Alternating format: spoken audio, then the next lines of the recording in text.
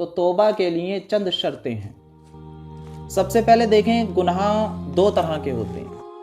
ایک گناہ وہ ہوتا ہے جس کا تعلق بندے اور اللہ کے درمیان ہوتا ہے، بس جیسے نماز چھوڑنے کا گناہ، روزہ چھوڑنے کا گناہ۔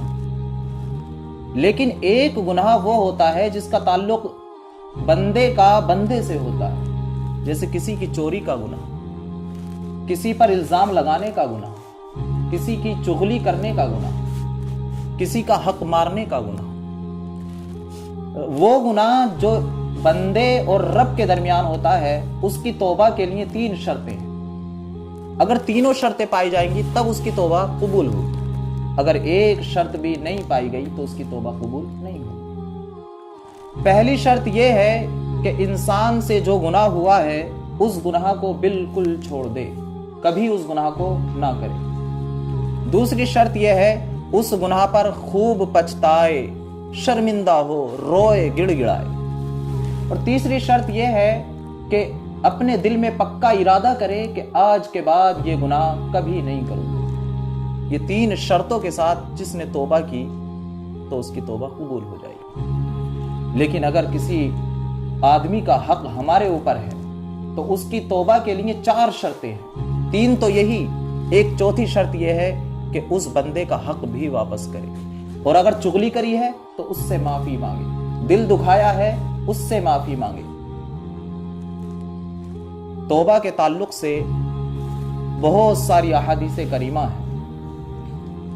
حضرت ابو ہریرہ سے روایت ہے، حضور نبی اکرم صلی اللہ تعالی علیہ وسلم ارشاد فرماتے ہیں کہ میں اللہ کی بارگاہ میں استغفار کرتا ہوں اور ایک دن میں 70 سے زیادہ اللہ کی بارگاہ میں توبہ کرتا ہوں، 70 مرتبہ سے زیادہ اللہ کی بارگاہ میں توبہ کرتا ہوں ایک دن میں۔ اب ذرا غور کیجئے، وہ نبی کہ جن سے گناہ ہونے کا امکان نہیں، جو گناہوں سے پاک ہیں، جو معصوم ہیں، جب وہ اللہ کی بارگاہ میں ایک دن میں 70 سے زیادہ مرتبہ توبہ کرتے ہیں تو ہم جو گناہ گار ہیں، جو دن میں نہ جانے بے شمار گناہ کر دیتے ہیں، ہمیں کتنی توبہ کرنا چاہیے۔ ایک اور حدیث میں آتا ہے، یہ بخاری کی حدیث تھی، مسلم کی حدیث میں اس طرح ہے کہ حضور صلی اللہ تعالی علیہ وسلم ارشاد فرماتے ہیں، اے لوگو، تم اللہ کی بارگاہ میں استغفار کرو، توبہ کرو،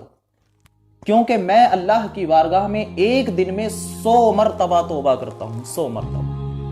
ذرا غور کیجیے، میرے مصطفیٰ ایک حدیث میں ارشاد فرماتے ہیں کہ جو انسان اللہ کی بارگاہ میں توبہ کرتا ہے تو اللہ تعالیٰ اس سے کتنا خوش ہوتا ہے۔ ایک مثال دی میرے مصطفیٰ نے، ایک شخص ہے، وہ سفر کا ارادہ رکھتا ہے،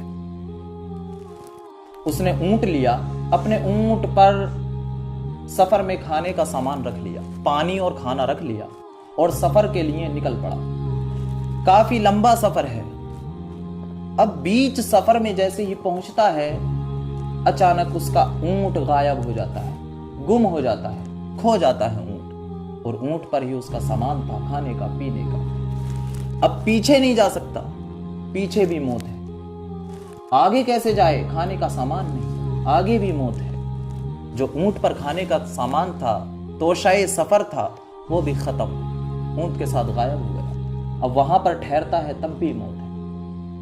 ذرا غور کیجئے، اس کے تو آگے بھی موت، پیچھے بھی موت، اور وہاں پر ٹھہرنے پر بھی موت۔ اسے پورا یقین ہو چکا تھا کہ اب موت کے علاوہ کوئی چارہ نہیں، اب موت ہی آنی۔